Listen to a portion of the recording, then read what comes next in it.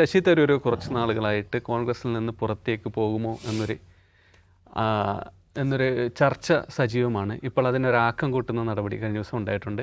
മംഗളം ദിനപത്രത്തിൽ അദ്ദേഹം എഴുതിയ കുടുംബവാഴ്ച ഇന്ത്യൻ ജനാധിപത്യത്തിൽ എന്നൊരു ലേഖനമാണ് ഇതിന് ആധാരം. ഈ ലേഖനത്തിനെ തള്ളി ഈ കോൺഗ്രസിൻ്റെ KC വേണുഗോപാൽ തന്നെ രംഗത്തെത്തി അദ്ദേഹത്തോട് സഹതാപം മാത്രമാണ് തോന്നുന്നതെന്ന് പറഞ്ഞു. ഈ ലേഖനത്തിൽ ശശി തരൂർ നെഹ്റുവിനെ അടക്കം അല്ലെങ്കിൽ കോൺഗ്രസിലെ കുടുംബവാഴ്ച അടക്കം അക്കമിട്ട് വിമർശിക്കുന്നുണ്ട്. അതോടൊപ്പം തന്നെ DMK അല്ലെ കശ്മീരിലെ PDP അടക്കമുള്ള പാർട്ടികളുടെ കുടുംബവാഴ്ച അദ്ദേഹം പറയുന്നുണ്ട്. പക്ഷേ ലക്ഷ്യം കോൺഗ്രസ് തന്നെയാണ്. ഇതിനെക്കുറിച്ചാണ് എടുത്തത്. ജിംസ്, ശശി തരൂർ കുറച്ച് നാളുകളായിട്ട് ഇത്തരം പ്രചാരണങ്ങളിൽ നിന്നിട്ട് പാർട്ടി പരിപാടികൾ സജീവമാകുന്നു എന്നൊരു തോന്നലുണ്ടാക്കിയിരുന്നു. ഇപ്പോൾ ഇതാ വീണ്ടും ലേഖനത്തിലൂടെ കോൺഗ്രസിൻ്റെ ഉള്ളിൽ വിമർശനങ്ങൾ ഏറ്റുവാങ്ങുകയാണ്. എങ്ങനെയാണ് കാണുന്നത്? ഉടൻ തന്നെ പുറത്തു പോകാനുള്ള ഒരു നീക്കമായിട്ടാണോ ഈ ലേഖനം? മംഗളം പത്രത്തിലാണോ? മംഗളം ഞാനൊരു ഇന്റർനാഷണൽ വെബ്സൈറ്റിലാണ് ഇത് ആദ്യം വായിക്കുന്നത്. ഒക്ടോബർ പൊളിറ്റിക്കൽ സിൻഡിക്കേറ്റ് മംഗളം പത്രത്തിലല്ല, മംഗളത്തിലൊക്കെ കണ്ടിരുന്നത്. ഓക്കെ. പൊളിറ്റിക്കൽ സിൻഡിക്കേറ്റിലാണ് ഈ ലേഖനം വരുന്നത്. October 29-30 project syndicate. അപ്പോൾ അതിൽ അദ്ദേഹം പറയുന്ന കാര്യങ്ങൾ വസ്തുതാപരമാണ്. വസ്തുതാപരം വെച്ചിട്ട് ഇന്ത്യൻ രാഷ്ട്രീയത്തിൽ എന്താണ് ഈ കുടുംബവാഴ്ച നിലനിൽക്കുന്നു.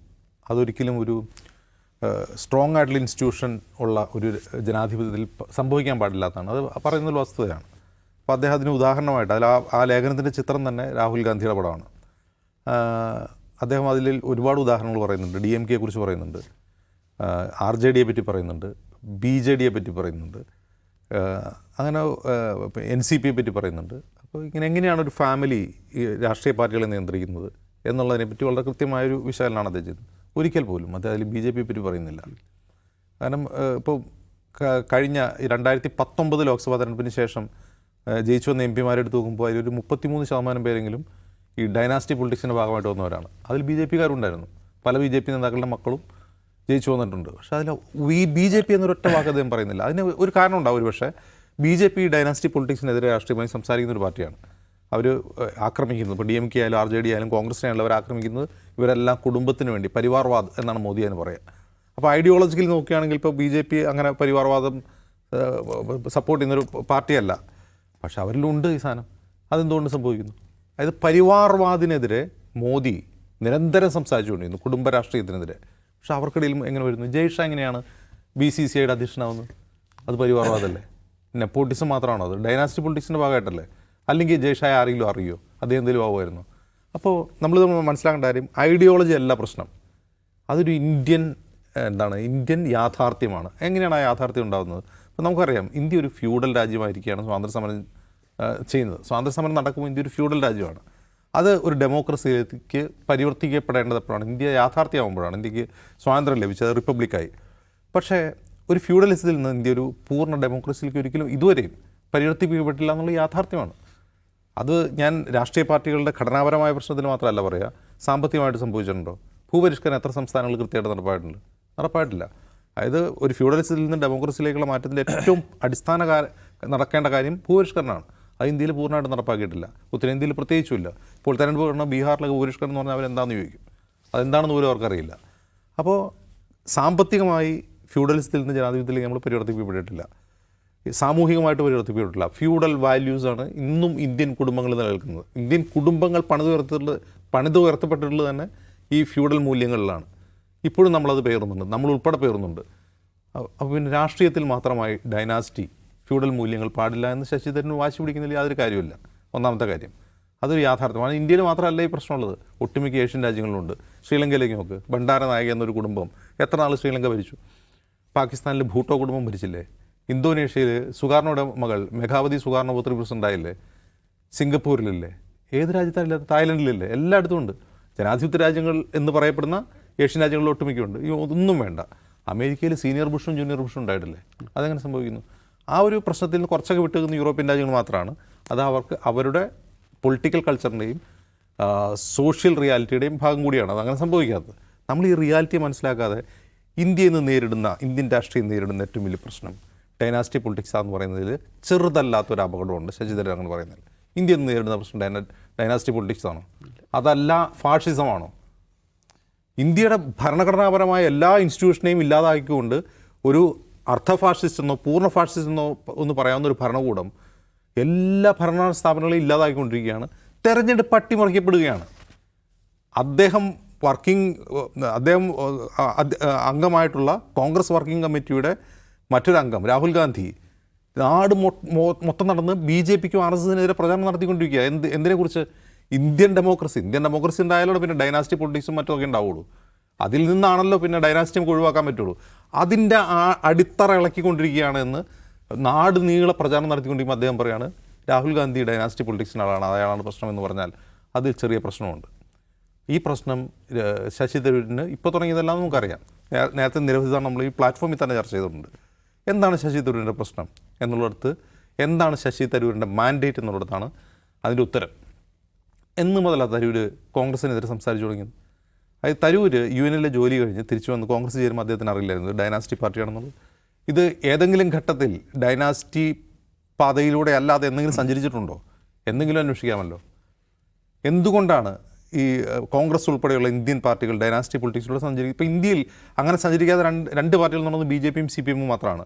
അവർ വളരെ ശക്തമായ ഐഡിയോളജിയിൽ നിൽക്കുന്ന രണ്ട് പാർട്ടികളാണ്, വിരുദ്ധ ഐഡിയോളജി ആണെങ്കിലും. കോൺഗ്രസിനെ സംബന്ധിച്ച കോൺഗ്രസിൻ്റെ ഐഡിയോളജി ഫ്ലൂയിഡാണ്. ഇതൊക്കെ അറിഞ്ഞുകൊണ്ടല്ലേ തരൂർ വന്നിട്ടുള്ളത്?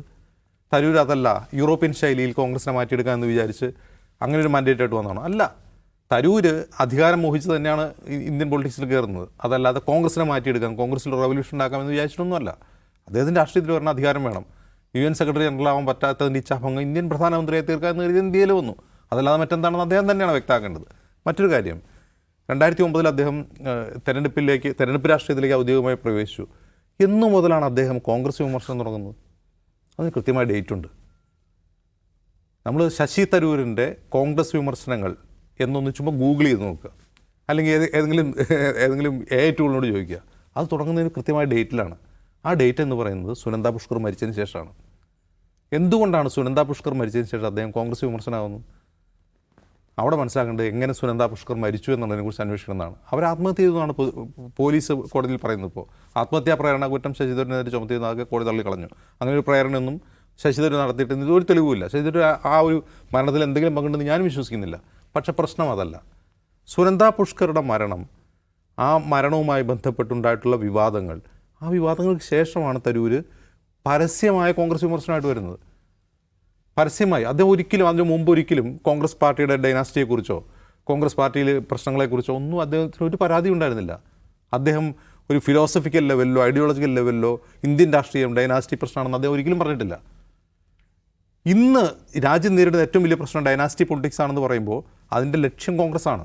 കോൺഗ്രസിനെ അടിക്കുക, അത് കോൺഗ്രസിനകത്ത് നിന്നുകൊണ്ട് കോൺഗ്രസിനെ അടിക്കുക എന്നുള്ളതാണ് അദ്ദേഹം ഏറ്റിട്ടുള്ള മാൻഡേറ്റ്.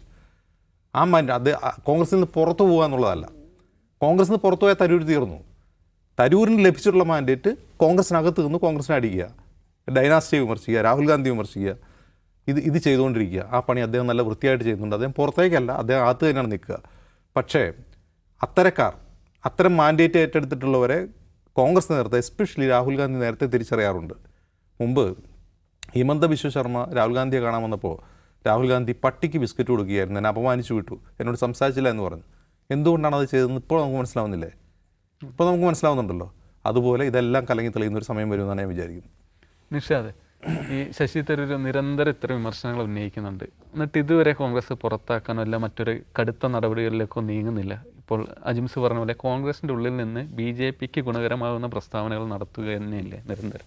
സംശയമില്ല. അദ്ദേഹം ഒരു മനസ്സുകൊണ്ട്, ആശയം കൊണ്ട് അദ്ദേഹം പൂർണ്ണ BJPക്കാരനായി മാറിക്കഴിഞ്ഞിട്ടുണ്ട് എന്ന കാര്യത്തിൽ ഒരു തർക്കവുമില്ല. അതുകൊണ്ടാണ് അദ്ദേഹം ഈ പള്ളി പൊളിക്കുന്ന കാര്യം വന്നപ്പോൾ ആ പള്ളി അങ്ങ് പൊളിക്കാൻ അങ്ങ് സമ്മതിച്ചിരുന്നെങ്കിൽ ഈ പ്രശ്നമെല്ലാം ഒഴിവാക്കാമായിരുന്നുവല്ലോ എന്ന് പറയുന്ന ചോദ്യം ശശി തരൂരിനെ പോലെ ഒരു സ്റ്റേറ്റ്സ്മാൻ, അല്ലെങ്കിൽ ലോകം മുഴുവൻ സഞ്ചരിച്ച ഒരാൾ, ഇന്ത്യൻ രാഷ്ട്രീയത്തിൻ്റെ ഉള്ളടകൾ തനിക്ക് അറിയാവുന്ന മറ്റുള്ള പുസ്തകങ്ങൾ എഴുതി വെച്ചിട്ടുള്ള ഒരാൾ ചോദിക്കാൻ പാടുണ്ടോ? സംഘപരിവാരം ഉണ്ടാക്കിയെടുത്തിട്ടുള്ള ഒരു പ്രോജക്റ്റാണല്ലോ ഈ അയോധ്യ പ്രോജക്റ്റ്. അപ്പോൾ അതുകൊണ്ട് പൊളിറ്റിക്കലായി മുസ്ലിങ്ങൾ സമ്മതിക്കാത്തതുകൊണ്ടാണ് ഈ പ്രശ്നങ്ങൾ ഉണ്ടായതെന്ന് പറയാൻ ഒരു മടിയും കാണിക്കാതിരുന്ന ആളാണ് അദ്ദേഹം. അദ്ദേഹത്തിൽ നമ്മളെന്ത് പൊളിറ്റിക്കൽ ക്ലാരിറ്റിയാണ് പ്രതീക്ഷിക്കേണ്ടത്? അദ്ദേഹം കോൺഗ്രസ് ഉയർത്തിപ്പിടിക്കുന്ന മതനിരപേക്ഷ ജനാധിപത്യത്തിന് വേണ്ടി നിലകൊള്ളാൻ വന്നിട്ടുള്ള ആളാണോ? ഒരിക്കലുമല്ല. അദ്ദേഹം ആദ്യമായിട്ടാണോ മോദിയെ പുകഴ്ത്തുന്നത്? മോദിയെ പുകഴ്ത്തൽ അദ്ദേഹത്തിൻ്റെ കുറേ കാലമായിട്ടുള്ള പരിപാടി. സ്വച്ഛ് ഭാരത് അഭിയാനിൽ അദ്ദേഹം മോദിയെ പുകഴ്ത്തി. അദ്ദേഹം യുക്രൈൻ യുദ്ധം നിർത്താൻ മോദി ഇടപെട്ടു എന്ന മട്ടിൽ വർത്തമാനം പറഞ്ഞിട്ടുള്ള ആളാണ്. അമേരിക്കയിൽ പോയപ്പോൾ അദ്ദേഹം ട്രംപിനെ വിറപ്പിച്ച് ഇന്ത്യയുടെ കാര്യം നേടിയെടുത്തു എന്ന വ്യാജം പറയാൻ മടിയില്ലാതിരുന്ന ഒരാളാണ്. 235 പേരെ ട്രംപ് കയ്യാൻ വെച്ച് കൊടുക്കൊണ്ട് ഇറക്കുമ്പോഴാണ് അവിടെ പോയ നമ്മുടെ അമേരിക്കൻ യാത്ര സക്സസ് ആയിരുന്നു അദ്ദേഹം പറയുന്നത്. കോവിഡ് വാക്സിനുമായി ബന്ധപ്പെട്ട് അദ്ദേഹം പുകഴ്ത്തിയത് നമ്മൾ കണ്ടാണ്. എനിക്ക് അത്ഭുതം തോന്നുന്ന ഒരു കാര്യം, ഇദ്ദേഹം AICC അധ്യക്ഷനാവാൻ മത്സരിച്ചു. മല്ലികാർജ്ജുൻ ഖർഗെ ആയിരുന്നു അപ്പുറത്ത്. മല്ലികാർജ്ജുൻ ഖർഗെയെ പോലെ ഒരു വൃദ്ധനായ വന്ധ്യവയോധികനായ മനുഷ്യനാണോ കോൺഗ്രസിൻ്റെ തലപ്പത്ത് വരേണ്ടത്? കോൺഗ്രസ് ആകപ്പാടെ മരിക്കാറായി കിടക്കുന്ന സന്ദർഭത്തിൽ അതിന് വളരെ ആവേശഭരിതനായ ഒരു പ്രസിഡന്റ് വേണ്ടേ? ഇദ്ദേഹത്തിനാവുമ്പോൾ എല്ലാവരെയും, തരൂരിനാവുമ്പോൾ എല്ലാവരെയും ആകർഷിക്കാൻ കഴിയും. അദ്ദേഹത്തിന് നല്ല ഇംഗ്ലീഷിൽ സംസാരിക്കാൻ പറ്റും, എല്ലായിടത്തും അദ്ദേഹത്തിന് സ്വീകാര്യതയുള്ള ആളാണ് എന്ന മറ്റുള്ള അഭിപ്രായം പറഞ്ഞ ഒരുപാട് കോൺഗ്രസ്സുകാരെ നമ്മൾ കണ്ടു. കോൺഗ്രസ് സിമ്പതൈസേഴ്സിനെ കണ്ടു. കോൺഗ്രസിന് പുറത്ത് നിൽക്കുന്ന കോൺഗ്രസ് ആഗ്രഹിക്കണം, നന്നാവണമെന്ന് ആഗ്രഹമുള്ള ഒരുപാട് പേര് പറഞ്ഞു. നിങ്ങളൊന്ന് ആലോചിച്ച് നോക്കൂ സുകേഷ്, ഇദ്ദേഹം കാണും കോൺഗ്രസിൻ്റെ പ്രസിഡന്റ് ആയിരുന്നെങ്കിൽ പിന്നെ കോൺഗ്രസ് ഇന്നില്ല. അതായത് കോൺഗ്രസ് മുന്നോട്ട് വെക്കുന്ന അടിസ്ഥാന ആശയത്തിൻ്റെ കുറുകെ അദ്ദേഹം നിൽക്കുന്നത്. ഇപ്പോൾ രാഹുൽ ഗാന്ധി എന്ന് പറയുന്ന കോൺഗ്രസിൻ്റെ ഏറ്റവും പ്രധാനപ്പെട്ട മുഖം, അദ്ദേഹം പറയുന്നതാണ് ഇന്ത്യയിലെ ഏറ്റവും വലിയ സർവ്വവിനാശം എന്ന് പറയുന്നത് RSS എന്ന് പറയുന്ന സാധനമാണ്. ആ രാഹുൽ ഗാന്ധി പറയുന്നത് കേട്ട് കർണാടകയിൽ നിന്നുള്ള നേതാക്കന്മാരത് പറയുന്നത് നമ്മൾ കേൾക്കുന്നു. ഈ അഭിപ്രായം ഉണ്ടോ ശശി തരൂരിന്? അദ്ദേഹത്തിന് അഭിപ്രായം മാത്രമല്ല, അദ്ദേഹം ആ അഭിപ്രായം പറയുകയില്ല. എന്ന് മാത്രമല്ല RSS നന്മ ചെയ്താൽ ആ നന്മയും പറയണമെന്ന അഭിപ്രായമുള്ള ആളാണ് അദ്ദേഹം. അടിസ്ഥാനപരമായ ഒരു സംഘം ഉണ്ടായിരിക്കുന്നത് എന്തിനു വേണ്ടിയാണ്? ഇന്ത്യൻ മതനിരപേക്ഷതയെ തകർക്കാൻ, ഇന്ത്യയിലെ ബഹുസ്വര ജീവിതത്തെ തകർക്കാൻ ഉണ്ടായിട്ടുള്ളതാണെങ്കിൽ അതിനെ അങ്ങനെയാണല്ലോ കാണേണ്ടത്. അല്ലാതെ ഏതെങ്കിലും തരത്തിലുള്ള എക്സ്ട്രീമിസ്റ്റ് ഓർഗനൈസേഷൻ അവർ കുടിവെള്ള വിതരണം നടത്തുന്നു, നേത്രദാന ക്യാമ്പ് നടത്തുന്നു, നമ്മൾ അതിനെ അംഗീകരിക്കണം എന്ന് പറയാൻ പറ്റുമോ? ആ കോർ എന്താണ് ആ സംഘടന? ആ കോർ എന്ന് പറയുന്നത് ഇന്ത്യയുടെ ആശയത്തെ തകർക്കാനാണെങ്കിൽ അതിനെക്കുറിച്ചാണ് നമ്മൾ സംസാരിക്കേണ്ടത്. ഇദ്ദേഹത്തിന് ആ പോയിന്റ് ഇല്ല. അദ്ദേഹം പറയുകയാണ് എല്ലാ പാർട്ടികളുടെയും നന്മയെ അംഗീകരിക്കണം. അദ്ദേഹം നിൽക്കുന്ന പാർട്ടിയാണ് കോൺഗ്രസ്. കോൺഗ്രസിൻ്റെ ഏതെങ്കിലും ഒരു നന്മയെ ഈ BJP അംഗീകരിച്ച് അദ്ദേഹം കേട്ടിട്ടുണ്ടോ? ഏതെങ്കിലും ഒരു നന്മയെക്കുറിച്ച് കോൺഗ്രസ് ഈ പോയിന്റിൽ നല്ല പാർട്ടിയാണ്, കോൺഗ്രസ് ചരിത്രത്തിൽ ഇന്ന ഉപകാരങ്ങൾ ഈ രാജ്യത്തിന് ചെയ്തിട്ടുണ്ടോ എന്ന് മോദി എവിടെയെങ്കിലും പ്രസംഗിച്ചിട്ടുണ്ടോ? ഇദ്ദേഹം പറയുന്നത് എല്ലാവരുടെയും നന്മ അംഗീകരിക്കണം എന്നാണ്. 10-65 വർഷക്കാലം കൊണ്ട് ഈ രാജ്യത്തെ സൃഷ്ടിക്കുന്നതിൽ മർമ്മപ്രധാന പങ്ക് വഹിച്ച പാർട്ടിയല്ലേ കോൺഗ്രസ്. അവരല്ലേ ഈ രാജ്യത്തിന് വിലാസം ഉണ്ടാക്കിയത്, അവരല്ലേ ഈ രാജ്യത്തിൻ്റെ ഇപ്പോഴത്തെ എല്ലാ പ്രധാന ഗോപുരങ്ങളും സൃഷ്ടിച്ചത് അല്ലേ ഈ 65 വർഷക്കാലം കൊണ്ട്? അതിനെക്കുറിച്ചൊരു നല്ല വർത്തമാനം മോദി പറഞ്ഞിട്ടുണ്ടോ? പറയാത്ത ആളാണ് മോദി. പിന്നെ ആ മോദിയെക്കുറിച്ച് തിരിച്ച് നല്ലത് പറയണം എന്ന നിർബന്ധ ബുദ്ധി ഇദ്ദേഹത്തിന് ഉണ്ടാകുന്നത് എങ്ങനെയാണ്? അദ്ദേഹം മനസ്സിലാക്കുന്നു കോൺഗ്രസിൻ്റെ സാധ്യതകൾ അവസാനിക്കുകയാണ് എന്ന്. അപ്പോൾ ഇത് അദ്ദേഹം അകത്ത് നിന്നുകൊണ്ട് കോൺഗ്രസിനെ വീക്കെൻഡ് ചെയ്യാനുള്ള ഒരു ഡീലിലാണെന്ന് ചോദിച്ചാൽ മേ ബി ആവാം. അല്ലെങ്കിൽ അദ്ദേഹം പുറത്തു പോകാൻ അദ്ദേഹം വന്നത് എങ്ങനെയാണ് വന്നത്? കോൺഗ്രസിൽ വലിയ പ്രതീക്ഷ വെച്ചും കോൺഗ്രസ് നേതൃത്വത്തെ പുകഴ്ത്തിയും കോൺഗ്രസിൻ്റെ സാധ്യതകളെക്കുറിച്ച് വലിയ പ്രഘോഷണം നടത്തിയിട്ടൊക്കെയാണ്. എന്ന് മാത്രമല്ല BJP ഹിന്ദുത്വയ്ക്കെതിരെ അദ്ദേഹം പ്രഭാഷണം നടത്തുകയും ലേഖനം എഴുതുകയൊക്കെ ചെയ്തിട്ടുണ്ട്. അപ്പോൾ അദ്ദേഹത്തിന് പോകുന്നതിന് മാന്യമായ ഒരു റീസൺ വേണമല്ലോ. ആ റീസൺ അദ്ദേഹം വെയിറ്റ് ചെയ്യുന്നു എന്ന് മനസ്സിലാക്കിയിട്ടാണ് കോൺഗ്രസും അതിൽ ടച്ച് ചെയ്തെന്നാണ് ഞാൻ മനസ്സിലാക്കുന്നത്. ശശി തരൂരിനെ പുറത്താക്കിയാൽ തരൂരിന് പോലും നിൽക്കാൻ കഴിയാത്ത ഒരു സ്ഥലമായിട്ട് അത് മാറി. നരേന്ദ്രമോദിയെക്കുറിച്ച് നന്മ പറഞ്ഞ ഒരാളെ പുറത്താക്കി. ഇന്ത്യയിലെ ഹിന്ദുത്വ വിശ്വാസങ്ങളെക്കുറിച്ച് പുസ്തകം എഴുതിയ ഒരാളെ, why I am a Hindu എന്ന പുസ്തകം എഴുതിയ ആളെ കോൺഗ്രസ് പുറത്താക്കി എന്ന ഒരു സംഗതിയും സെൻറ്റിമെൻറ്റ്സും ഉണ്ടാക്കി പോകാൻ അദ്ദേഹം നിൽക്കുന്നത്. പണ്ട് KV തോമസ് ഇറങ്ങിപ്പോയത് ഓർമ്മയില്ലേ? വഴക്കുണ്ടാക്കുക, പരമാവധി വഴക്കുണ്ടാക്കിയിട്ട് പുറത്താക്കി എന്ന രക്തസാക്ഷി പരിവേഷത്തിന് ശ്രമിക്കുകയാണ്. ആ ശ്രമിക്കുന്നതുകൊണ്ടാണ്. അല്ലാതെ ശശി തരൂർ കോൺഗ്രസിന് വല്ല കോൺഗ്രസിൽ നിന്ന് ആരെല്ലാം പോയി? ഏതെല്ലാം പ്രധാനപ്പെട്ട നേതാക്കൾ, ഇദ്ദേഹത്തെക്കാൾ വലിയ നേതാക്കൾ, കോൺഗ്രസിൻ്റെ ചരിത്രത്തിൻ്റെ ഭാഗമായ നേതാക്കൾ കോൺഗ്രസിന് ഇറങ്ങിപ്പോയിട്ടുണ്ട്. അപ്പോൾ ഇദ്ദേഹം ആ രക്തസാക്ഷി പരിവേഷത്തിന് ഒരു എക്സിറ്റ് പ്ലാനിൽ വർക്ക് ചെയ്തുകൊണ്ടിരിക്കുകയാണ്. അതറിയാവുന്നതുകൊണ്ടാണ് വളരെ മൈൽഡായിട്ട് കോൺഗ്രസിനെ കൈകാര്യം ചെയ്യുന്നതാണ് എനിക്ക് തോന്നുന്നത്.